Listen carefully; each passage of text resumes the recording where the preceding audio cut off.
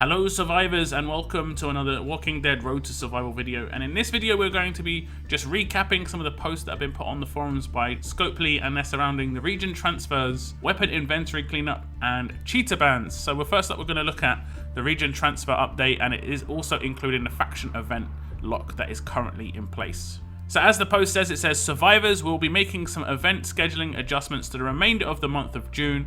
From now until July 1st, we'll be running back-to-back faction events. Due to this, we'll be moving the region transfer lock date from June 26th to July 5th. Best Walking Dead Road to Survival team. Obviously, this is coming to place because of the Soldiers of Fortune event and the skull tokens. Basically, what you could do was you could switch regions and create a new account and just join a new faction who have already completed some of the skull token missions, and you could just leave that faction and get inboxed your skull tokens. Now, the original fix came in where they implemented what should have been in the first place, a level 15 cap. But what's happening now is people are creating a new region, leveling up to level 15 and doing exactly the same thing again. It takes a bit more time. You have to be a bit more dedicated to getting to level 15. It does take quite a long time. Even though that's basically how it's meant to work, they're locking it so that people can't do that.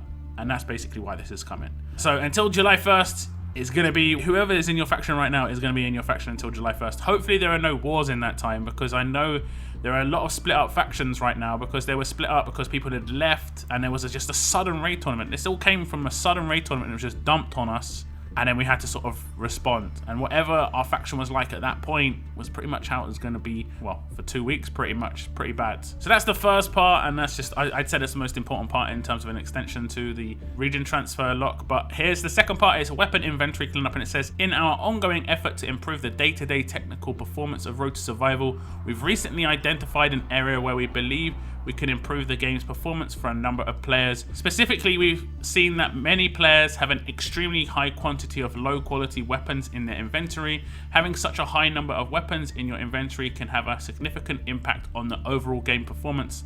This being the case, we'll be taking the following actions to clean up the weapon inventory of many players. Players with more than 1,500 weapons will have excess copies of 1-star and 2-star weapons disassembled. All parts and items that the player would have received from that disassembling process will be delivered to the player via inbox.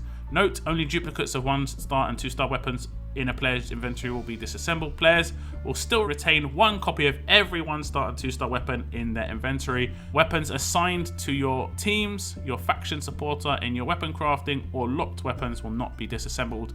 The goal of this action is to improve the game's performance on many players' devices. Expect to see this weapon cleanup happen the week of June 24th. Now, this was once done before. I think when they originally implemented the 1,000 weapon cap, somehow people obviously can still go over that because they can open the basic tokens and just keep going over that. I myself have over 4,000 weapons currently, lots of 1-stars.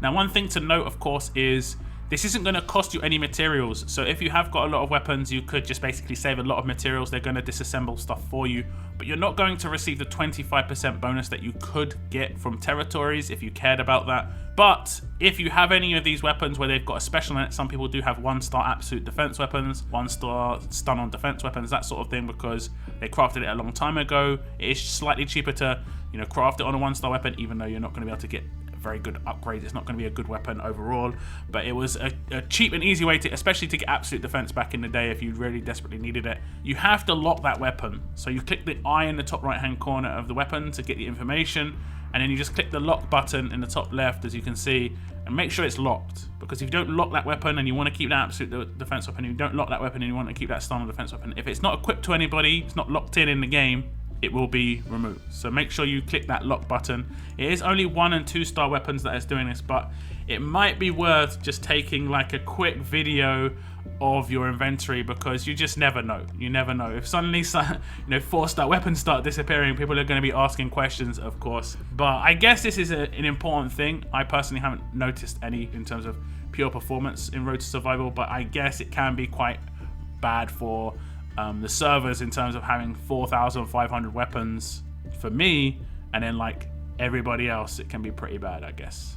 Now the last little update is around cheaters, and as it says, cheater account actioning, and it says survivors. We recently identified approximately 225 players who have been found cheating by attempting to modify their game data in various ways. Due to this, we have taken action against this subset of players. We take cheating very seriously and are committed to building a fun and competitive environment for our players who are not cheaters. Best, TWD RTS team.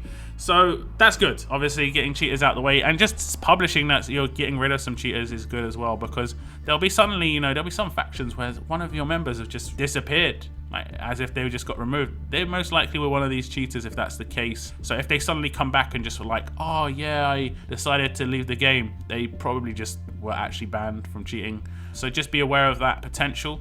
And I think this is good. Hopefully this happens on a more regular basis. Getting updated in this sort of way is, as a minimum, is good as well. So that's the end of my video, guys. Those are the 3 updates. Do tell me what you think about any and all of these updates. Thank you very much for tuning in. And as always, keep on surviving, guys.